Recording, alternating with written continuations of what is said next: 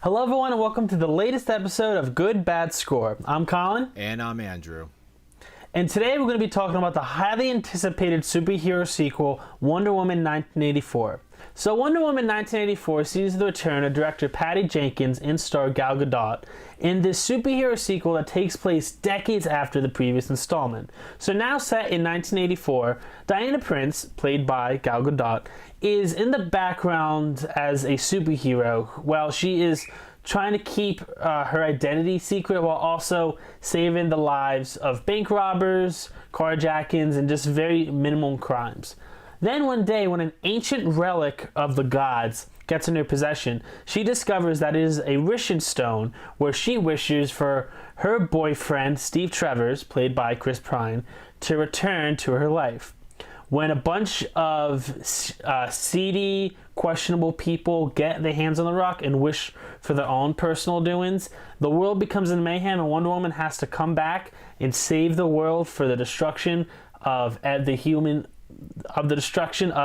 desire. Well, what I really enjoyed about this movie, I love how this starts off. You have this really cool race scene of showing a flashback of Diana when she was a kid. And I liked how it just kind of gives you like a reintroduction of the world that Wonder Woman lives in, all the Amazons. I thought that was really good. It was great seeing it on the big screen again, which put a big smile on my face, just seeing that fun action sequence going on. And you have this really cool mall scene where it kind of plays out like this like typical like old-fashioned 80s style action flick movie, which I was fine with it. I know some people got a problem with that. I liked that. I thought that was really well done. You had this cute little part with like this little girl smiling at Wonder Woman, and Gal Gadot is fantastic as Wonder Woman. I was even thinking back to years ago when they announced her as Wonder Woman and everyone crapped on her, and now everybody loves her. But she is fantastic. She's got a great presence. She's got great charisma. She's gorgeous too as Wonder Woman, and she is just fierce, and I love that. I do like some of the meanings it has. It has some nice themes to it, and I love Pedro Pascal too as the villain. He plays this kind of down the bottom oil man business guy, and he has like commercials, and he's just kind of at the dumps, and he needs that wishing stone for a particular reason to kind of make him better and to please his son. And I liked his character a lot. And Kristen Wiig was good too. I hate her on SNL, and I actually think she's a better movie star. And I liked seeing her do something different. I was concerned about her, but she did a really good job. She was serious. She had a little quirky humor. She wasn't over the top, and I dig it. Well, continuing on some of your positives, I do think that the biggest strength of this movie are the performances from, I would say, the four main leads. So Gal Gadot, Kristen Wiig, Pedro Pascal, and Chris Pine. I think four of them, they bring their acting abilities. They're very much bringing so much charm and charisma to these performances. I do gotta say I like the action in this movie. It reminds me so much. You can tell that this whole movie is inspired by the Christopher Reeve Superman and its campy tone. I definitely like the idea of this wishing stone and how it's kind of this MacGuffin that quickly doesn't become a MacGuffin, and it's just gives someone the power. I think that was a cool thing. So it wasn't as predictable as needing to obtain this ancient relic for the entire movie. Instead, it was just more about the inner power with the antagonist. Gal Gadot and Chris Pine have amazing chemistry together. They very much have so much chemistry with their characters going on. However, that's going to lead into my negatives of Wonder Woman 1984, which is the script in this movie is horrendous.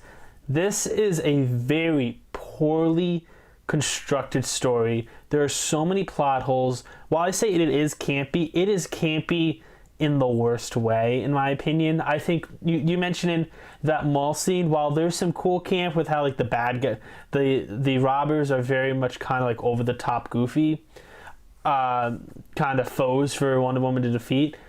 There's just so much of it that's like, this is not the tone set out from the first movie. And I get it.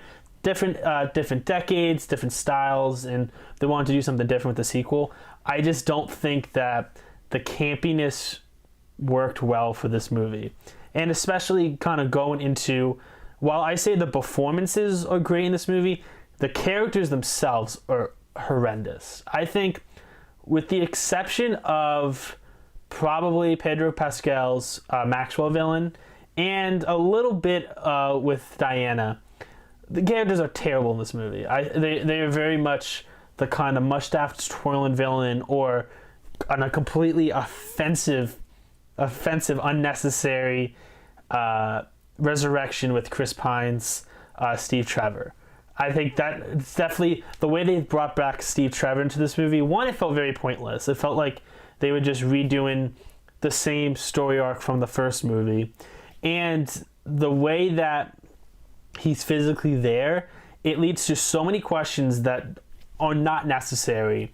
And it leaves you distracted with how they decided to bring him back. It's really hard to explain without spoilers, but I definitely think the weakest part of this movie is the character of Steve Trevor and how much he is completely butched in this movie.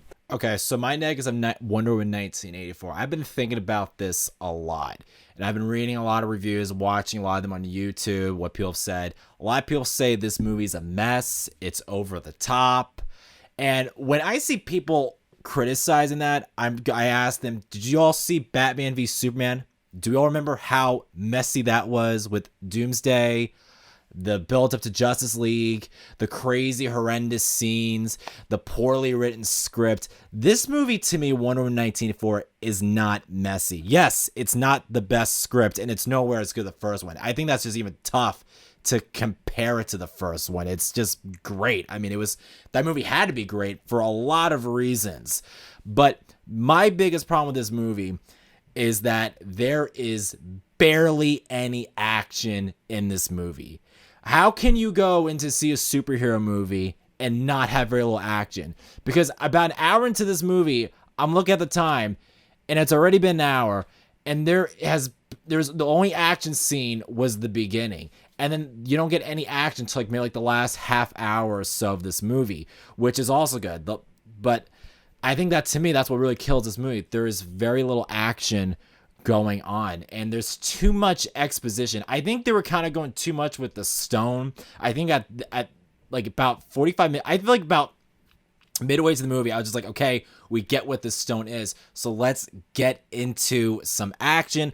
Let's get into what they need to do. And it just takes a while for it to kind of really kick in.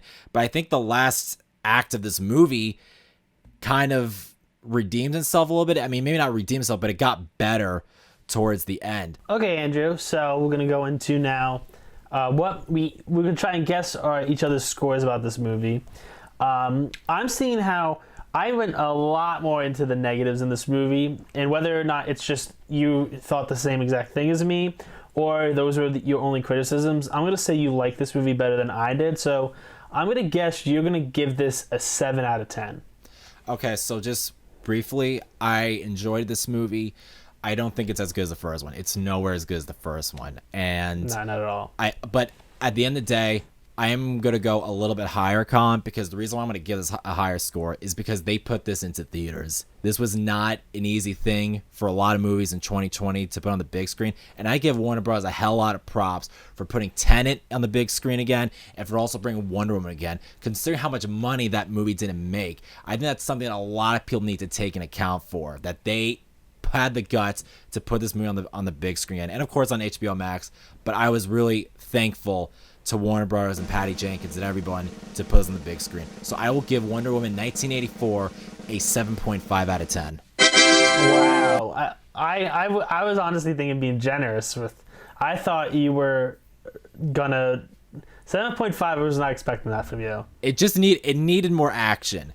If there was more action, I would have given it probably an 8 out of 10. So, Colin, I'm going to guess your score. You obviously didn't like this movie too much. I know you have some sympathy for it, but I really think you're going to probably give this a 6 out of 10. All right, so this movie, with how you commented how you kind of were a little bit more lenient with this movie because how it had the balls to be put into theaters.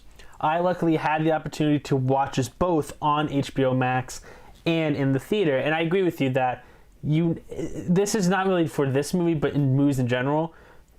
This big budget movies like this deserve to be seen on the big screen. So all the criticisms about how this is one of the worst superhero movies of all time, that is complete garbage. The people who were saying that this is one of the best superhero movies of all time, that's also complete garbage. This is very much a middle of the road superhero movie that doesn't really kind of take into the evolution of how superhero movies have gone at this point. This is 100% what the Wonder Woman movie we would have got in 1984. If this movie came out in 1984, it literally would be gangbusters. It would be just as big as the 89 Batman. So Andrew, I'm gonna go slightly higher than your prediction. I'm gonna give this movie a 6.5 out of 10. It's not a terrible movie. It's not a great movie. It's just such a middle of the road, fine wasting of time. It's a movie that could have been better. Let's put it that way. Oh, 100%. This is not the Wonder Woman sequel we should have got. Yeah.